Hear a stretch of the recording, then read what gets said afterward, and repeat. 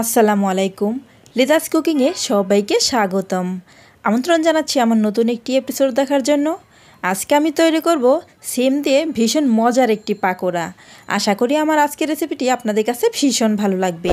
আর ভালো লাগলে আমার চ্যানেলটি সাবস্ক্রাইব করে ফ্রেন্ডস অ্যান্ড ফ্যামিলির সাথে শেয়ার করবেন। আর পাশে থাকা বেল বাটনে ক্লিক করে রাখবেন আমার পরবর্তী ভিডিওর নোটিফিকেশন পাওয়ার জন্য। আর ভিডিওটি দেখা শুরু করার আগে অবশ্যই একটি লাইক দিয়ে তারপর দেখা শুরু করবেন। তো এর জন্য আমি চুলায় আগে থেকে পানি দিয়ে পানিটাকে ফুটিয়ে নিয়েছি। আর এই ফুটন্ত গরম পানির মধ্যে এখানে অ্যাড করে দেব সিম। আর এই সিমগুলোকে দুই মাথা কেটে ফেলে দিয়েছি। আর সিমগুলো একটু মোটা পুরযুক্ত সিম নেওয়ার চেষ্টা করবেন, এতে কিন্তু এই পাকোড়াটা খেতে ভীষণ ভালো লাগবে।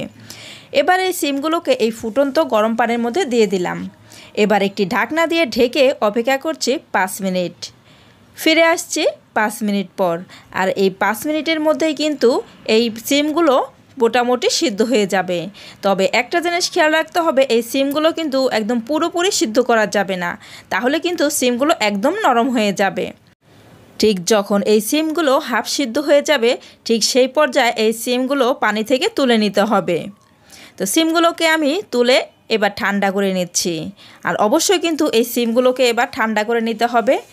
এবার এগুলোকে একটা সাইডে রেখে দিচ্ছি ঠান্ডা হওয়ার জন্য। এদিকে আমি নিয়ে নিচ্ছি একটি মিক্সিং বল। আর এই মিক্সিং বলের মধ্যে নিয়েছি হাফ কাপ বেসন, নিয়েছি 1/4 কাপ চাউলের গুঁড়া। আর অবশ্যই কিন্তু চাউলের গুঁড়াটা অ্যাড করতে হবে, এতে কিন্তু এই পাকোড়াটা একদম মুচমুচে হবে। এখানে অ্যাড করে দিলাম 1/4 চা চামচ মরিচের গুঁড়া, 1/4 চা চামচ হলুদের গুঁড়া, আর অ্যাড করে দিলাম 1/4 চা চামচ ধনিয়ার গুঁড়া, আর 1/4 চা চামচ জিরা গুঁড়া। দিয়ে দিলাম গরম মশলার গুঁড়া 1/4 চা চামচ, স্বাদ মতো লবণ। অ্যাড করে দিচ্ছি আদা রসুনের পেস্ট 1/4 চা চামচ। অবশ্যই কিন্তু এই সবগুলো উপকরণই দিতে হবে, এতে করে কিন্তু এই পাকোড়াটা খেতে ভীষণ ভালো লাগবে। এবার এখানে অ্যাড করে দিচ্ছি নর্মাল তাপমাত্রার পানি। আর এই পানিটা কিন্তু একবারে দেওয়া যাবে না, আমি একটু করে দেব আর ভালো করে মিক্স করে নেব। আর এই মিশিয়ে নেওয়ার কাজটা কিন্তু একটু সময় নিয়ে ধৈর্য ধরে পারফেক্ট একটি গোলা তৈরি করে নিতে হবে। যত বেশি সময় ধরে এই গোলাটাকে ফেটানো যাবে, এই গোলাটা কিন্তু ততটাই পারফেক্ট হবে। আর এই পাকোড়াটা কিন্তু একদম ফুলে উঠবে। তো আমি একটু একটু করে পানি দিয়ে দিয়ে আমি একটি গোলা তৈরি করে নিয়েছি। এবার এখানে অ্যাড করে দিলাম সামান্য পরিমাণের বেকিং পাউডার। বেকিং পাউডারটা দিয়ে আমি আরও ভালো করে ফেটিয়ে নিচ্ছি। আর আমি ঘড়ি ধরে 5 থেকে 6 মিনিট এটাকে ফেটিয়ে নিয়েছি। আর এটা ফেটানোটা কিন্তু অবশ্যই গুরুত্বপূর্ণ, যত ভালো ফেটবেন তত ভালো পাকোড়া হবে। তো আমার পাকোড়ার গোলাটা কিন্তু একদম পুরোপুরি রেডি হয়ে গিয়েছে। এবার পাকোড়াগুলোকে ভেজে নেওয়ার পালা। এদিকে চুলায় একটি প্যান বসিয়ে দিয়েছি তেল। তেলটা একটু গরম হয়ে আসলে এখান থেকে সিম নিয়ে নিচ্ছি। সিম নিয়ে এভাবে এই গোলাটার মধ্যে এভাবে ডুবিয়ে নিচ্ছি। তো সিমগুলোকে ভালো করে ডুবিয়ে নেওয়ার পর এবার তেলের মধ্যে ছেড়ে দিচ্ছি। তো এখানে যতগুলো দেওয়া যায় আমি ঠিক ততগুলোই দিয়ে দিব। আর আজকের রেসিপিটি আমি কিন্তু খুব সহজ করে দেখানোর চেষ্টা করেছি। আশা করি সবাই কিন্তু এইভাবে সিমের পাকোড়া তৈরি করে খেতে পারবেন। আর এই পর্যায়ে চুলার আঁচটা লোতে রাখতে হবে। আর চুলার আঁচটা লোতে রেখেই কিন্তু এই পাকোড়াগুলোকে ভেজে নিতে হবে, এতে করে কিন্তু পাকোড়াগুলো একদম মুচমুচে হবে।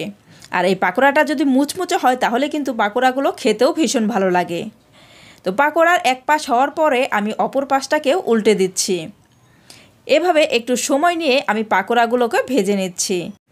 তো ফ্রেন্ডস, যারা এই পর্যন্ত আমার ভিডিওটি দেখছেন অথচ লাইক দেন নাই, তারা প্লিজ একটি লাইক দিয়ে দেবেন। আর যারা এখনও আমার চ্যানেলটি সাবস্ক্রাইব করেন নাই, তারা প্লিজ আমার চ্যানেলটি সাবস্ক্রাইব করে দেবেন। কিছুটা সময় নিয়ে পাকোড়াগুলো ভাজার পর যখন এরকম কালার চলে আসবে, ঠিক সেই পর্যায়ে পাকোড়াগুলোকে তুলে নিতে হবে। তো আমার পাকোড়াগুলো কিন্তু ভাজা হয়ে গিয়েছে, পাকোড়াগুলোকে আমি তুলে নিয়েছি। আর একটু কাছ থেকে দেখিয়ে দিচ্ছি আমার পাকোড়াগুলো ঠিক কেমন হয়েছে। আমি সবগুলো পাকোড়া ভেজে আমি সার্ভ করে নিয়েছি। তো ফ্রেন্ডস, আমার আজকের রেসিপিটি আপনাদের কাছে কেমন লেগেছে অবশ্যই আমাকে কমেন্ট করে জানাবেন।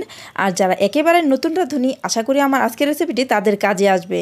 আর যারা একবারও এভাবে সিম দিয়ে পাকোড়া তৈরি করে খেয়ে দেখেন নাই, তারা একবার হলেও এভাবে পাকোড়া তৈরি করে খেয়ে দেখবেন। আমার বিশ্বাস আপনাদের কাছে ভীষণ ভালো লাগবে। তো আজ এই পর্যন্তই, পরবর্তী পর্বে আবার দেখা হবে। সবাই ভালো থাকবেন, আমার পাশে থাকবেন। আল্লাহ হাফেজ।